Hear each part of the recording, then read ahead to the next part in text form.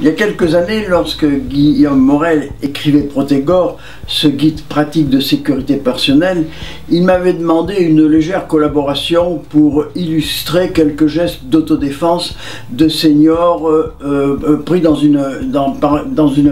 des agressions simples. Aujourd'hui, il me demande de dénoncer quelques idées générales et simples de protection des seniors. Je m'appelle Jean Malter, j'ai un peu vieilli depuis la première expérience, j'ai maintenant près de 85 ans, je suis donc bien un senior. La première protection des seniors, je pense, c'est leur bonne santé. Être en bonne santé, et aussi bien physique qu'intellectuelle, et essayer de bien vivre, de tout faire pour la conserver. Ceci étant, il y a quelques règles essentielles, élémentaires de protection, surtout lorsqu'on est un senior qui vit seul, que ce soit en appartement ou dans une maison. Les règles générales sont à peu près les mêmes, à quelques différences près, que l'on va essayer d'énoncer tout de suite. Dans un appartement, lorsqu'on quitte son appartement, la première règle de sécurité, bien sûr, c'est de bien fermer sa porte et d'être certain d'avoir une bonne serrure.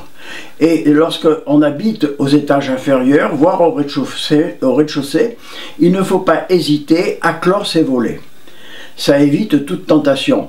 On peut évidemment encore améliorer un peu cette sécurité en mettant des appareils simples qui permettent simplement l'entrebâillement d'une porte, ou même éventuellement en poussant un peu plus loin des systèmes d'alarme qui éloignent assez bien par le bruit des visiteurs importants.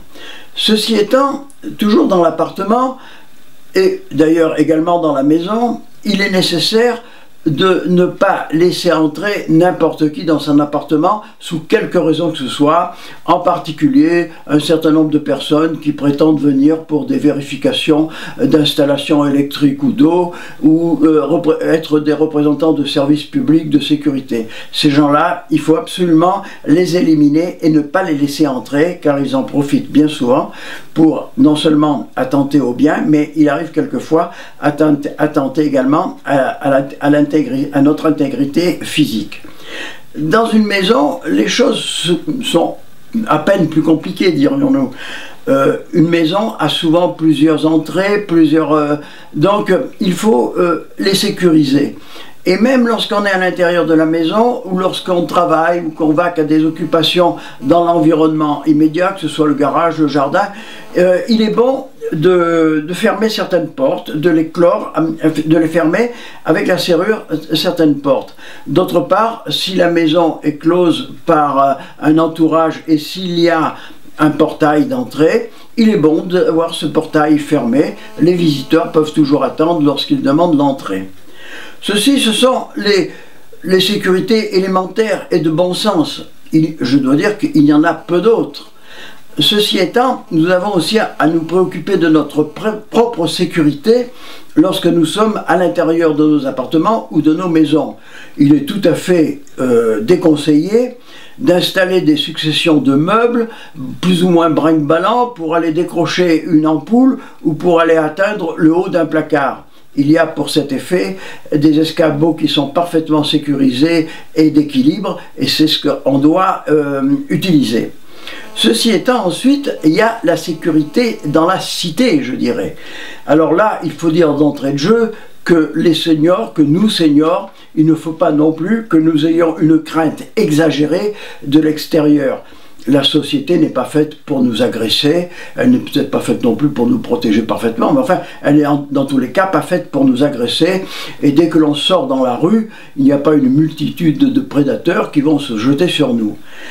Cette sécurité dans la cité, il faut bien qu'on l'assume, car nous en sommes, nous aussi, nous faisons partie de la cité, nous sommes toujours membres actifs de cette cité. Il ne faut pas surtout que l'on se retire et que on se renferme sur nous-mêmes, ce qui serait une très mauvaise solution. De même qu'il ne faut pas non plus que nous ayons une nostalgie exagérée du passé.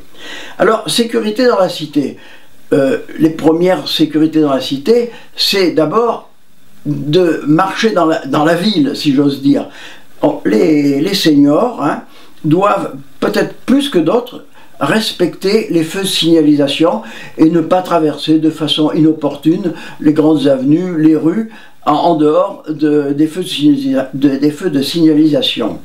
Maintenant, il y a des actes que nous accomplissons tous les jours et qui sont des actes liés à notre activité et liés à l'existence même de la cité. En particulier lorsque nous utilisons notre carte de paiement pour retirer de l'argent dans un distributeur automatique. Il est bon, lorsque nous le pouvons, et si c'est dans une agence ou à proximité d'une agence bancaire, d'essayer de rentrer dans cette agence.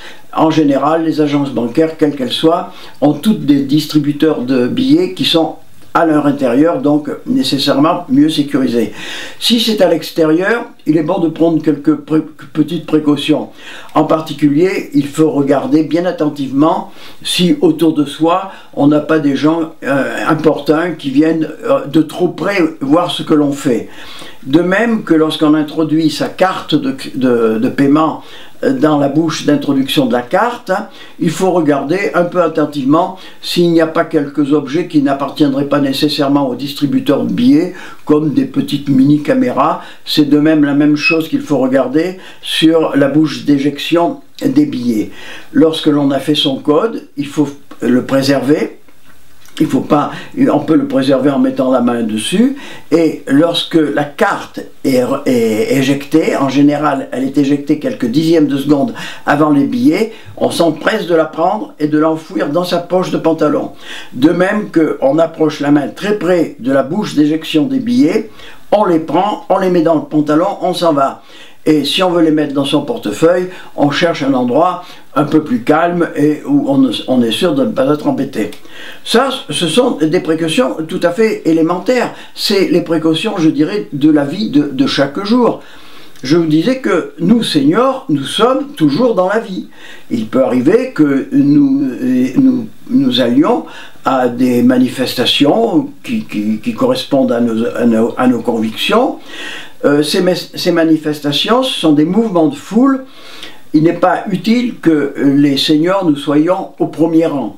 Il faut que nous soyons dans la deuxième partie de la manifestation, assez près d'un trottoir pour pouvoir se dégager rapidement en cas de remous ou de mouvement de foule dans le corps de la manifestation. À part cela, il n'y a pas grand-chose d'autre comme précaution à prendre. Il ne faut pas surtout avoir peur. Et lorsque quelqu'un vient vous demander un renseignement, il ne faut pas penser qu'il va vous agresser. Mais néanmoins, on peut quand même être un peu sur ses gardes. C'est avec ces quelques réflexions qui sont en fait des réflexions de bon sens que nous pourrons continuer à vivre, à être ce que nous sommes, c'est-à-dire d'une certaine façon des gardiens d'une certaine mémoire, mais aussi des gens dans l'activité, parce que ce qui doit nous intéresser en premier lieu, nous les seniors, ce n'est pas nécessairement le passé que l'on ne doit pas renier, mais c'est le présent et l'avenir.